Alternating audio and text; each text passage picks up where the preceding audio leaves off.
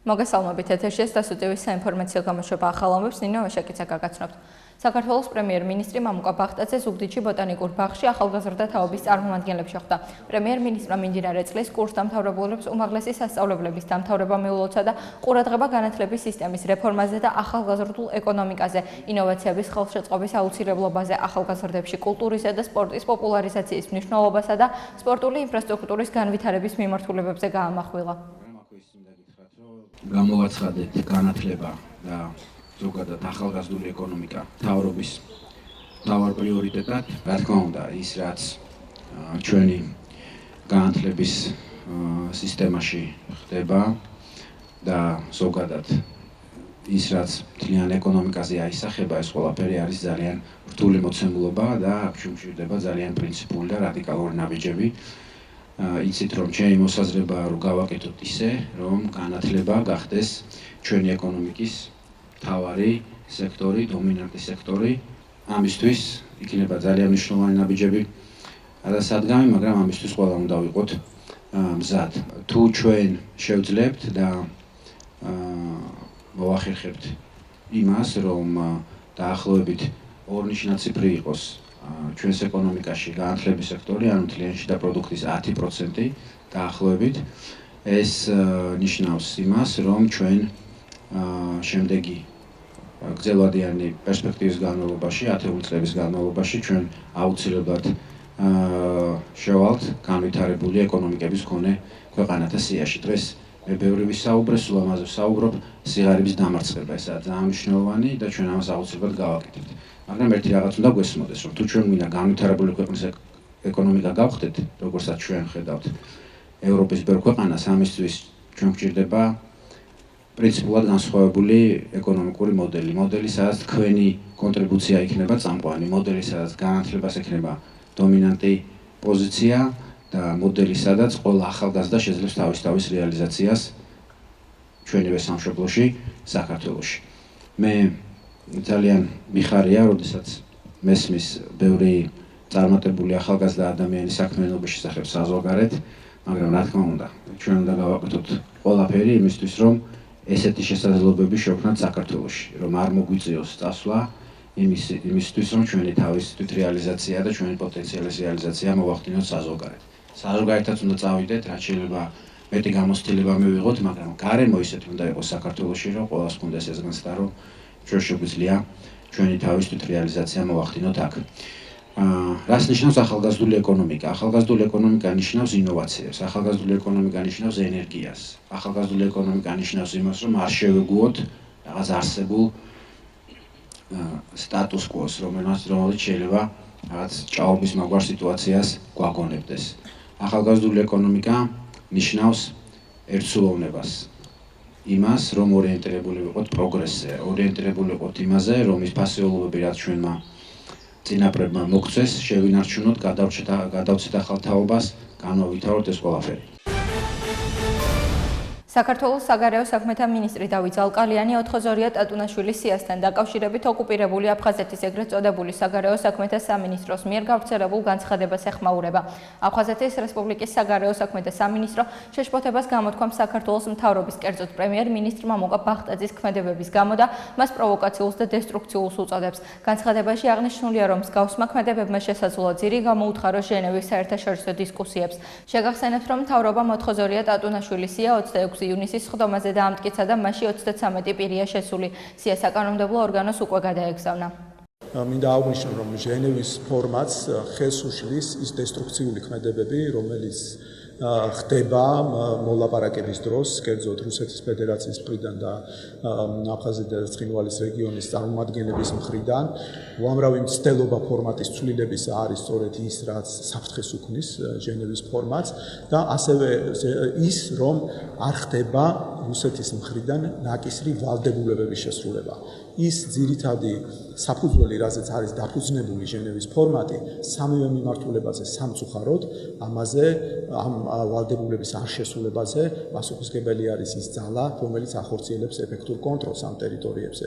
რაც შეეხება სიას, ეს სია სწორედ არის მიმართული იმ უკანონობის აღსაკვეთად, რასაც ადგილი აქვს ოკუპირებულ ტერიტორიებზე, კერძოდ ადამიანის უფლებათა კუთხით და მათი ფუნდამენტური უფლებების შეზღუდვის თვალსაზრისით ის დაკავებები, მკვლელობები, უკანონო ჩამორთმევა საქართველოს მოქალაქეებისთვის მათი უფლებების შეზღუდვა, სწორედ ამის საწინააღმდეგოდ არის ეს და ვფიქრობთ, რომ საქართველოს მთავრობა არის თანმიმდევრული კონფლიქტის მოწესრიგებასთან დაკავშირებით, აი იმ ვალდებულებებთან მიმართებაში, რაც ჩვენ გვაქვს და იგივეს მოუწოდებთ იმ მონაწილეებს, რომლებიც წარმოდგენილი არიან ჟენევის პროცესში.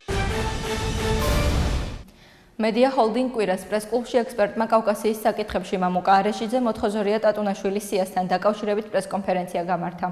ამ სიის გარეშეც შეიძლება ზოგიერთი მათგანის ვინც ამ სიაში ემაწინააღმდეგ ბრძოლას. მიუხედავად ამისა, რომ მე ამის წინააღმდეგი ვიყავი და ალბათ კითხვა გაგიჩნდებათ, რატო ვიყავი წინააღმდეგი. იმიტომ რომ ვთვლი, რომ ეს გარკვეულ პროცესებს გაახლოებისას ხელს შეუშლიდა და რაც ყველაზე მთავარია, ჩვენ მოწინააღმდეგეს მისცემდა ანალოგიური სიის შექმნის საფუძველს. ამას სოხომიდას ცხინვალი არ გააკეთებდნენ, ამას გააკეთებდნენ რუსები. ჯერ კიდევ მგონია, რომ გააკეთებენ. არის ჩვენს ისტორიაშიც, უახლოეს ისტორიაშიც ისეთი ფურცლები, რომლის მონაწილენი შეიძლება ასეთი ტიპის სიის ფიგურანტები გახდნენ. ეს დაუმთავრებელი პროცესი იქნება. ამ სიაში შეიძლება მოხდნენ არა მართლა დამნაშავენი, არამედ საქართველოს ზოგიერთ სახელმწიფო მოღვაწეს ყოფილი. ან შეიძლება დღესაც თქვა ფუნქციონირებადი. ეს არ ნიშნავს, რომ უმაღლესი თანამდებობის პირი, უბრალოდ აი სახელმწიფო ფუნქციონირებადი ადამიანები. რუსეთის მეშვეობით ეს სია შეიძლება გახდეს საერთაშორისო სამართლებრივი დევნის ამ სიის ფიგურანტები შეიძლება გახდნენ საერთაშორისო სამართლებრივი დევნის საგანი. აი ამიტომ ვიყავი წინააღმდეგი. და სიებით ბრძოლა შედეგს არ მოიტანდა, იმიტომ რომ თქვენ კითხვაზე ექნება თუ არა მას საერთაშორისო სამართლებრივი შეფასება, რომც კონდეს ამ ადამიანების დიდი ნაწილი, ვინცაც ხალია, ფეხის გამდგმელი არ არის დასავლეთში არასოდეს და რუსეთის ტერიტორიაზე მაინც არავინ არ შეეხება. ეხლა რაც შეეხება სიაში მყოფ ადამიანებს, რომლებიც გარდაცვლილები შეიძლება იყვნენ. შეიძლება კი არა, ვიცი რომ გარდაცვლილები არიან, მაგრამ მათი გარდაცვალება სამართლებრივი თვალსაზრისით დამტკიცებული არ არის. არ არის ამ სიაში მაგალითად ვალმერ ბუდბა, რომელიც ასეთივე დამნაშავე იყო, ან დაურ კირთაძე, რომელიც ასეთივე დამნაშავე იყო ქართული მშვიდობიანი მოსახლეობის დაწიოკებაში, მაგრამ არ არიან ესენი იმიტომ, რომ ორივეს სიკვდილი დადასტურებულია სამართლებრივი თვალსაზრისით. აი დანარჩენების მაგალითად ოთარ ტურანბასი ვიცით რომ ვითომ დაღუპულია, მაგრამ ვითომ არ ვიცით რეალურად. შეიძლება გვარდასახელი შეიცვალა. მოკლედ ჩვენ არ ვიცით რომ ის სამართლებრივად დადასტურებულია დოკუმენტების დონეზე, რომ ის მართლა გარდაცვლილია. ასე რომ პრინციპში მე ვერაფერს განსაკუთრებულს ვერ ხედავ ამ სიაში, ამ სიაში სავარაუდო მიცვალებულების ყოფნის. ეს არის, ასე ვთქვათ, ტყუილად ისე დავა მიმდინარეობს არა იმ საგანზე, რომელზეც უნდა იდაოთ. მე არ ვამბობ, რომ შედეგი არ ექნება, შედეგი შეიძლება ყველაფერს ჰქონდეს, მაგრამ მე ეჭვი მეპარება და კონტრარგუმენტები არ მისმის ისეთი, რომელიც ამ ჩემ ეჭვს გაფანტავდა. ამერიკის შეერთებული შტატების კონგრესს საქართველოს მხარდამჭერი ორპარტიული კანონპროექტი წარედგინა. კანონპროექტი ამერიკის შეერთებული შტატების კონგრესში საქართველოს მეგობართა ჯგუფის თანათავმჯდომარე კონგრესმენებმა ტედ პომ და ჯერი კონოლიმ წარადგინეს. კანონპროექტის წარდგენასთან დაკავშირებით საქართველოს საგარეო საქმეთა მინისტრმა დავით ზალკალიანმა კომენტარი გააკეთა. ეს წერილი არის მნიშვნელოვანი გზავნილი, რომელიც მოუწოდებს ამერიკის სავაჭრო წარმოადგენელს აქტიურად განიხილოს ორმხრივი სავაჭრო შეთანხმებაზე მოლაპარაკებების ინიციირება. მნიშვნელოვანია, რომ საქართველო წარმოჩენილია როგორც ამერიკის შეერთებული შტატების მოკავშირე და სტრატეგიული პარტნიორი და შესაბამისად შეთანხმების გაფორმება ორივე ქვეყნისთვის ეკონომიკური სარგებლის მოტანის გარდა მნიშვნელოვან პოლიტიკურ დატვირთვას ატარებს. უნდა აღინიშნოს, რომ აღნიშნული წერილი ადასტურებს ამერიკის შეერთებული შტატების წარმომადგენელთა პალატის წევრთა კონგრესმენთა მხარდაჭერა საქართველოში განხორციელებული პოლიტიკური და ეკონომიკური რეფორმების მიმართულებით და ასევე ხაზს უსვამს იმ მნიშვნელოვან მიღწევას და პროგრესს, რომელიც ჩვენ გვაქვს ბიზნეს გარემოს გათვალისწინებით და ბიზნესისათვის მიმზიდველი საინვესტიციო გარემოს შექმნის მიმართულებით. გარდა ამისა, ამ წერილში ხაზგასმულია საქართველოს მნიშვნელოვანი საკვანძო სატრანზიტო ენერგორესურსების მიმწოდებელი და ევროპაში და აზიაში მიმწოდებელი ქვეყნის როლი, რაც ასევე დივერსიფიკაციის თვალსაზრისით კიდევ უფრო ამყარებს საქართველოს როგორც რეგიონალური ჰაბის მნიშვნელობას და ფუნქციას. წერილი კიდევ ერთხელ არის დასტური იმისა, რომ საქართველოს აქვს ამერიკის შეერთებული შტატების კონგრესის ორპარტიული მტკიცე მხარდაჭერა. დავით ზალკალიანმა კომენტარი გააკეთა ამერიკის შეერთებული შტატების კონგრესმენების მიერ ინიცირებულ წერილთან დაკავშირებით, რომელიც საქართველოსთან თავისუფალი ვაჭრობის შესახებ შეთანხმების გაფორმების მოწოდებას გულისხმობს. ამერიკის შეერთებული შტატების სავაჭრო წარმომადგენელის სახელზე გაგზავნილი წერილი, რომელსაც ხელს აწერს 30 კონგრესმენი. და ეს წერილი არის მნიშვნელოვანი გზავნილი, რომელიც მოუწოდებს ამერიკის სავაჭრო წარმომადგენელს აქტიურად განიხილოს ორმხრივი სავაჭრო შეთანხმებაზე მოლაპარაკებების ინიციირება. მნიშვნელოვანია, რომ საქართველო წარმოჩენილია როგორც ამერიკის შეერთებული შტატების მოკავშირე და სტრატეგიული პარტნიორი და შესაბამისად შეთანხმების გაფორმება ორივე ქვეყნისთვის ეკონომიკური სარგებლის მოტანის გარდა მნიშვნელოვან პოლიტიკურ დატვირთვას ატარებს. უნდა აღინიშნოს, რომ აღნიშნული წერილი ადასტურებს ამერიკის შეერთებული შტატების წარმომადგენელთა პალატის წევრთა კონგრესმენთა მხარდაჭერა საქართველოში განხორციელებული პოლიტიკური და ეკონომიკური რეფორმების მიმართულებით და ასევე ხაზს უსვამს იმ მნიშვნელოვან მიღწევას და პროგრესს, რომელიც ჩვენ გვაქვს ბიზნეს გარემოს გათვალისწინებით და ბიზნესისათვის მიმზიდველი საინვესტიციო გარემოს შექმნის მიმართულებით. გარდა ამისა, ამ წერილში ხაზგასმულია საქართველოს მნიშვნელოვანი საკვანძო სატრანზიტო ენერგორესურსების მიმწოდებელი და ევროპაში და აზიაში მიმწოდებელი ქვეყნის როლი, რაც ასევე დივერსიფიკაციის თვალსაზრისით კიდევ უფრო ამყარებს საქართველოს როგორც რეგიონალური ჰაბის მნიშვნელობას და ფუნქციას. დავით ზალკალიანმა ასოცირების შეთანხმების ხელმოწერის 4 წლის თავთან დაკავშირებითაც ისაუბრა და ამ დღეს ისტორიული უწოდა. დღევანდელი დღე, რომელიც მართლაც ისტორიული დღე გახლავთ, 4 წლის წინ 27 ივნისს ხელი მოეწერა ასოცირების შეთანხმებას ღრმა და ყოვლისმომცველი თავისუფალი სავაჭრო სივრცის კომპონენტის ჩათვლით. ამ ხელმოწერამ თვისობრივად ახალ დონეზე გადაიყვანა საქართველოს ევროკავშირში ინტეგრაციის პროცესი და საქართველოს ევროპეიზაციის პროცესი გახადა შეუქცევადი. მნიშვნელოვანია აღინიშნოს, რომ საქართველოს ახალი პრემიერ-მინისტრის და საქართველოს მთავრობის პროგრამაში ერთ-ერთ უმთავრეს პრიორიტეტად არის გამოტანილი საქართველოს ევროკავშირში და ევროატლანტიკურ სივრცეში სრულფასოვანი ინტეგრაცია და ამ მიმართულებით საქართველოს მთავრობა და ხელისუფლება მნიშვნელოვან ნაბიჯებს გადადგამს მომავალში, ისეთ ნაბიჯებს, რომელიც ხელშეუწყობს ქვეყნის მოდერნიზაციას, ქვეყნის ეკონომიკის გაჯანსაღებას და იმ სიკეთეების მიტანას თითოეულ მოქალაქემდე, საქართველოს თითოეულ მოქალაქემდე, რაც საშუალებას მისცემს საქართველოს მოქალაქეებს ისარგებლონ ევროკავშირთან ინტეგრაციის სიკეთეებით. რამდენიმე მაგალითს ჩამოვთვლი, რაც ამ 4 წლის განმავლობაში იყო მიღწეული. ძალაში შევიდა ევროკავშირის შენგენის ზონაში უვიზო მოსვლა 2017 წლის 28 მარტიდან დღემდე 300,000-ზე მეტმა საქართველოს მოქალაქემ ისარგებლა ამ სიკეთით და ეს არ იყო მხოლოდ ტექნიკური გადაწყვეტილება, ეს იყო ძალიან მნიშვნელოვანი პოლიტიკური გზავნილი, რაც კიდევ უფრო აახლოვებს საქართველოს ევროპასთან. ევროკავშირთან დავიწყეთ მაღალი დონის სტრატეგიული დიალოგი უსაფრთხოების საკითხებზე, სადაც განვიხილავთ უსაფრთხოების და თავდაცვის სფეროში არსებულ საერთო გამოწვევებს, ასევე ასოცირების შეთანხმების ხელმოწერიდან დღემდე საქართველოს მნიშვნელოვანი ფინანსური მხარდაჭერა მიიღო, რაც თითქმის ყოველწლიურად 100 მილიონიდან 100 მილიონზე მეტ ყოველწლიურად მხარდაჭერაში გამოიხატება. ასევე საქართველოს შეუერთდა ენერგეტიკულ გაერთიანებას, რაც კიდევ უფრო გაამყარებს ქვეყნის ენერგოუსაფრთხოებას. საქართველოს დაიწყო ძალიან აქტიური თანამშრომლობა ევროკავშირის სააგენტოებთან, ევროპოლი, ევროჯასტი და სხვა, მონაწილეობს ისეთ პროგრამებში, როგორიც არის შემოქმედებითი ევროპა, ჰორიზონტი 2020, ერასმუს პლუსი და ასე შემდეგ. განხორციელდა ასევე მნიშვნელოვანი რეფორმები ადამიანის უფლებების დაცვის, დემოკრატიული ინსტიტუტების განვითარების, კანონის უზენაესობის გამტკიცების, კორუფციასთან და ორგანიზებულ დანაშაულებასთან ბრძოლის, ენერგეტიკის და სხვა მრავალი მიმართულებით.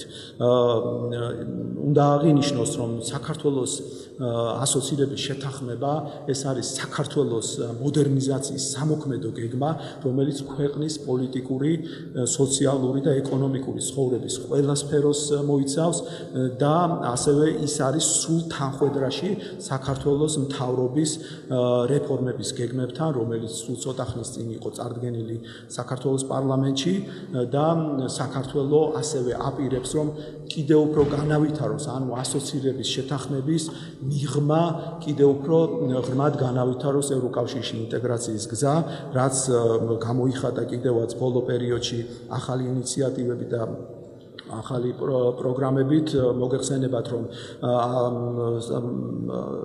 ვიდრე საქართველოს ევროკავშირში სრულფასოვანი ინტეგრაცია მოხდება, ჩვენ გვაქვს ამბიციური ასოცირების დღის წესრიგი, ასევე არის შემუშავებული ევროკავშირში ინტეგრაციის საგზაო რუკა, რომელიც კიდევ უფრო მეტ დინამიზმს შეძენს საქართველოს ევროკავშირთან ინტეგრაციას.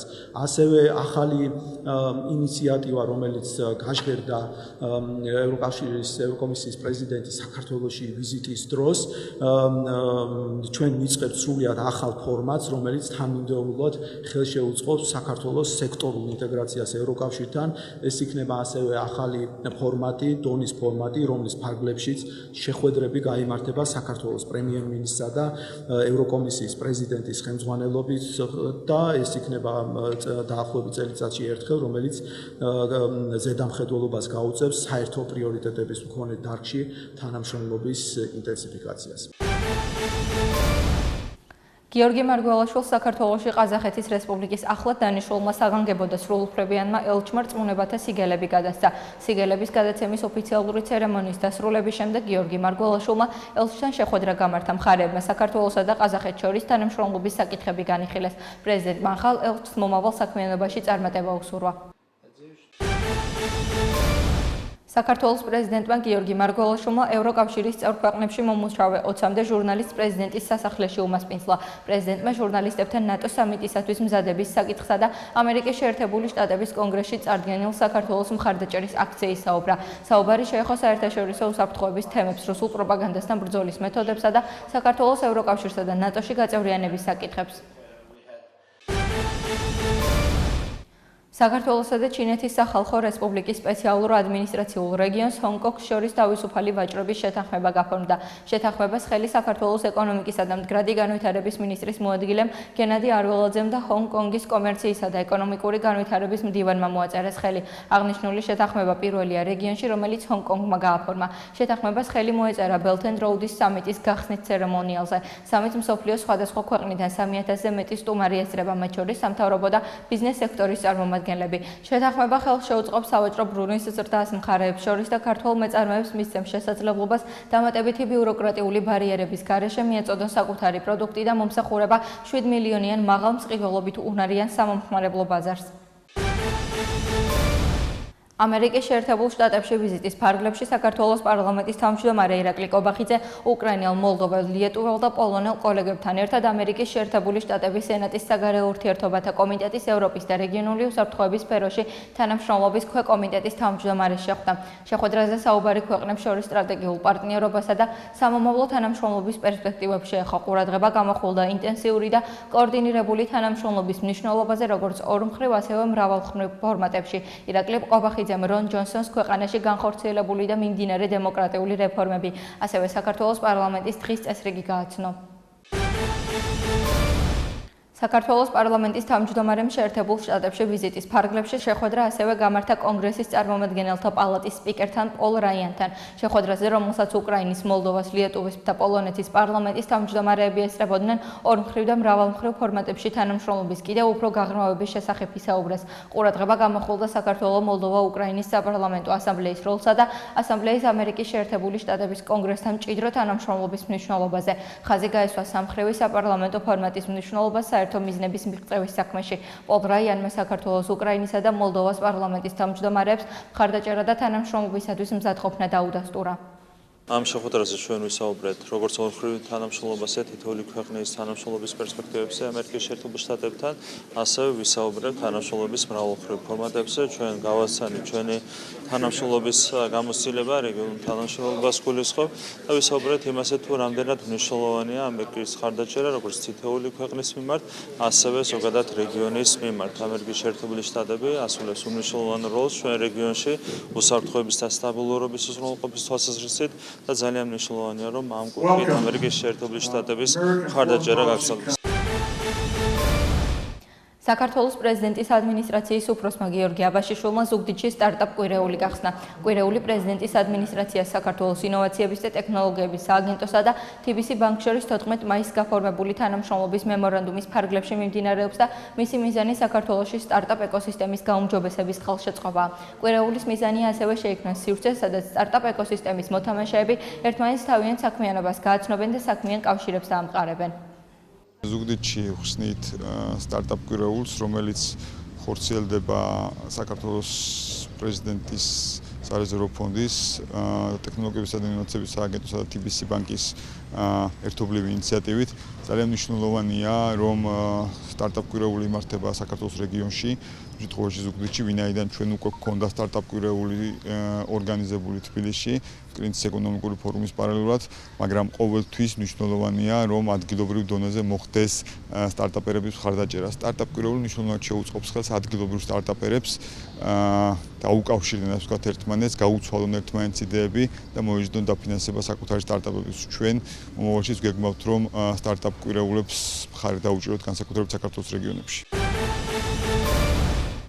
ზაფხულის ტურისტულ სეზონთან დაკავშირებით ჩაორის ტბის მიმდებარე ტერიტორიაზე ფოტოების გადასახებად სპეციალური მცირე ინფრასტრუქტურა მოეწყო. პროექტი ადგილობრივი ხელისუფლების მხარდაჭერით განხორციელდა. მსგავსი ინფრასტრუქტურის მოწყობას ტურიზმის ეროვნული ადმინისტრაცია ამბროლაურის და ონის მუნიციპალიტეტებში გეგმავს. წელს შაორის ტბაზე ტურიზმის ეროვნულმა ადმინისტრაციამ ფოტოების გადასახებად სპეციალური ჩარჩო დაამონტაჟა. სასურათე ჩარჩო სოციალური ქსელების საშუალებით რაჭის პოპულარიზაციას შეუწყობს ხელს. სასურათე ჩარჩოები უკვე დამონტაჟებულია გუდაურში, შატილში, მესტიას და სხვა ტურისტულ ადგილებში. ტურიზმის განვითარებასთან ერთად, მათ შორის როგორც შიდა, ასევე უცხოელი ვიზიტორების დასთან ერთად, საქართველოს სხვადასხვა რეგიონში ხდება დამატებითი ტურისტული ინფრასტრუქტურა, რომელიც დღეს ჩვენ აღვნიშნეთ შაორის ტბის მიმდებარე ტერიტორიაზე და გაკეთებულია ამბროლაურის მუნიციპალიტეტის მერიის მიერ და ჩვენ მსგავს პროექტებს განვახორციელებთ როგორც რაჭის მასშტაბით, მათ შორის ზემო რაჭაში და ონის რაიონში, ასევე საქართველოს სხვადასხვა კუთხეში. პროექტ ჩექინ ჯორჯიას ფარგლებში ანაკლიაში 23-დან 26 აგვისტოს ჩათვლით საერთაშორისო მუსიკალური ფესტივალი Eco Waves გაიმართება. ფესტივალთან დაკავშირებით ორგანიზატორებმა პრესკონფერენცია გამართეს, სადაც მიწვეულ სტუმრებსა და მასმედიის წარმომადგენლებს დაგეგმილი მუსიკალური და გასართობი აქტივობების შესახებ ინფორმაცია მიაწოდეს. 4-დღიან ფესტივალზე გაიხსნება 5 სცენა და მსმენელის წინაშე ჟანრობრივად განსხვავებული 150-მდე არტისტი წარდგება. გარდა მუსიკალური ნაწილისა, ფესტივალი ასევე სპორტულ აქტივობებს, თეატრალურ სახელოვნებო, სოციალურ და კულტურულ პროექტებს მოიცავს. Eco Waves ევროპის ერთ-ერთი ყველაზე დიდი და ცნობილი ფესტივალი სექსისტის ქოლგის ქვეშ ტარდება, რომელიც 2000 წელს სტუდენტური მოძრაობის მიერ დაარსდა და ყოველწლიურად მსოფლიო მუსიკალური სცენის ვარსკვლავებს მასპინძლობს. ვაზიანის მე-11 სასროლედზე პირველი ქვეითი ბრიგადის სატანკო ბატალიონის 60-ზე ორიენტირებული საველე ტაქტიკური სწავლება ჩატარდა. საველე სწავლებას თავდაცვის მინისტრი ლევან იზორია, გენერალური შტაბის უფროსი გენერალ-მაიორი ვლადიმერ ჩაჩიბაია, სახმელეთო ჯარების აღმოსავლეთ სარდალი ბრიგადის გენერალი შავლეკო ტაპატაძე და ბრიგადის ხელმძღვანელობა დაესწრნენ. ვაზიანის სასროლედზე სატანკო ასეულებმა ჯავშან ტექნიკით ტაქტიკური მანევრები შეასრულეს. მოხდა მოწინააღმდეგის აღმოჩენა, დაფიქსირება და მათი განადგურება. ასეულმა დაკისრებული ამოცანა წარმატებით შეასრულა სამმართველო და ოპერაციის რაიონში მნიშვნელოვანი ადგილი შენარჩუნება უზრუნველყო. სწავლება საბრძოლო სროლებით დასრულდა. სწავლება მიმდინარეობდა 3 დღის განმავლობაში, რომელიც დასრულდა საბრძოლო სროლებით. აქვე გამოყოფილია ბრიგადის მიერ დამკვირვებელ მაკონტროლებელთა ჯგუფი, ყველა სწავლება ემსახურება ნაკლოვანებების აღმოფხვას და მომავალში გათვალისწინებული იქნება აღნიშნული სწავლების ნაკლოვანებები, რათა მოხდეს უკეთესი სწავლების ჩატარება. სწავლების განმავლობაში დაგმარებიდან აღსრულების პროცესამდე მთლიანად ჩართულია დამკვირვებელი მაკონტროლებელთა ჯგუფი, რომლებიც არიან შესაბამის დონეზე მომზადებულები და სერტიფიცირებულები. მიმდინარეობს სწავლების დაკვირვება და შეფასება, რის შედეგადაც შესაბამისი დასკვნები დაიდება, რომლებიც შემდგომში გათვალისწინებული იქნება შემდგომ სწავლებებზე. სწავლებისას ასეულს დაევალა საბრძოლო ამოცანაზე ორიენტირებული სწავლების ჩატარება, რომელიც დავიწყეთ საბრძოლო მზადყოფნის მოყვანით, განვახორციელეთ ტაქტიკურ იმარში, ასეულს ასევე დაევალა თავდაცვითი ოპერაციების წარმოება, მოწინააღმდეგის აღმოჩენა და მისი განადგურება, რაც განვახორციელეთ თავდაცვითი პოზიციების მოწყობით, აღმოაჩინილი იქნა მოწინააღმდეგე და 20-ეულმა გაანადგურეს მოწინააღმდეგე. მარო მაყაშვილის სახელობის წეროვანის სამხედრო მოსამსახურეების რეაბილიტაციის ცენტრს მხატვარი ზაალ სულაკაური ეწვია. ბავშვებს, რომლებიც ამჟამად წეროვანში რეაბილიტაციის ცენტრში მშობლებთან ერთად იმყოფებიან, მხატვართან შეხვედრისა და საუბრის შესაძლებლობა ჰქონდათ. სამხედრო მოსამსახურეების შვილებმა ზაალ სულაკაურთან ერთად სხვადასხვა თემატიკაზე ნახატებით შეასრულეს. მოგვიანებით სტუმარს თავდაცვის სამინისტროს წარმომადგენლებმა სამახსოვრო საჩუქრები და მადლობის სიგელი, ბავშვებს კი სამახსოვრო საჩუქრები გადასცეს. შეხვედრა თავდაცვის სამინისტროს სოციალურ საკითხთა და ფსიქოლოგიური მხარდაჭერის დეპარტამენტის ორგანიზებით გაიმართა. წეროვანში ამჟამად რეაბილიტაციის 12 დღიან კურსს 2008 წლის აგვისტოს ომსა და ავღანეთის საერთაშორისო მისიაში დაშავებული 11 სამხედრო მოსამსახურე გადის. სამხედრო მოსამსახურეების ცენტრში რეაბილიტაციისა და დასვენების კურსს ოჯახის წევრებთან ერთად გადიან. ზოგადად როგორი საოცარი ადამიანები არიან ბავშვები, ვერწარვაი ყველაზე რისთვისაც ცხოვრება ღირს, რისთვისაც მიზანი არის ბავშვი, ჩვენი ცხოვრების მიზანი და აქაც ჩვეულებრივი როგორც ყველა ისეთი ხალისიანი და მაგარი ბავშვები არიან ეს ჩვენი სამხედროების ბავშვები და კარგად გავერთეთ. და ისიც ხმამაღლა მინდა თქვა რომ ჩემზე მაგრები არიან, ისეთ საოცრებები აკეთეს და თან მე თვითონ ურთიერთობაში გახსნილები და კარგი ბავშვები არიან და მე პირადად ვარ ბედნიერი დღეს თქვენთან სტუმრობით და ამ ბავშვებთან ჩახუდებით და დიდი მადლობა მოწვევისთვის. დღევანდელი დღით მე ძალიან კმაყოფილი ვარ, იმიტომ რომ მომეცა იმის საშუალება რომ გავეცნო ბატონი ზალიკო, ხატემასთან ბევრი და ბევრი რამაც ვისწავლე და მადლობას ვუხდი ყველა იმ ადამიანს, ვინც ამ ღონისძიებაში იყო ჩართული. მართვის მოწმობის აღების პრაქტიკული გამოცდის რეალურ მოძრაობაში გადატანა წლის ბოლომდე გადავადდა. როგორც ჩინაგან საქმეთა სამინისტროს მომსახურების სააგენტოში აცხადებენ, განახლებული პრაქტიკული გამოცდის ამოქმედების შემდეგ მართვის მოწმობის აღების მსურველ პირებს პრაქტიკული გამოცდის 2 ეტაპად ჩაბარება მოუწევთ. შესაბამის პირებს ვალდებულება ექნებათ გამოცდა ჯერ ძველი სისტემით დახურულ მოედანზე ჩააბარონ. ქალაქში გამოცდის ჩაბარების უფლებას მხოლოდ ამის შემდეგ მოიპოვებენ. ახლა კი გადავხედოთ უცხოეთის სიახლეებს. თურქეთში ქალაქ იზმირის სასამართლომ პრეზიდენტ რეჯეფ თაიფ ერდოღანის სიტყვიერი შეურაცხყოფის გამო 12 ადამიანი დააკავა. არსებული ინფორმაციით გასულ ხუთშაბათს თურქეთის საპრეზიდენტო არჩევნებზე რეჯეფ თაიფ ერდოღანის მთავარი კონკურენტის მრავალათასიან მიტინგზე დაკავებული პირების სიტყვიერ შეურაცხყოფას აყენებდნენ თურქეთის პრეზიდენტს. გარდა ამისა, ისინი ალკოჰოლური თრობის მდგომარეობაში იმყოფებოდნენ. მოგვიანებით კი შესაბამისი ვიდეო სოციალურ ქსელში გავრცელდა. დაკავებულებს მაღალი თანამდებობის პირების შეურაცხყოფისათვის წაუყენეს ბრალი. თურქეთის კანონმდებლობა პრეზიდენტის შეურაცხყოფისთვის ფულად ჯარიმას ან 1-დან 4 წლამდე თავისუფლების აღკვეთას ითვალისწინებს. ოპოზიცია თურქეთის ხელისუფლებას იმაში ადანაშაულებს, რომ აღნიშნული პირების დაკავება შემდგომში მათი რეპრესიისთვის გამოიყენება, ვინც ერდოღანის პოლიტიკას არ ეთანხმება. ეს გახლდა სდასუ ტევის საინფორმაციო გამოშვება ნინო ვაშაკიძესთან ერთად. ახლა კი ეთერში ამინდის პროგნოზის დროა. მე დროებით გემშვიდობებით, ნახვამდის.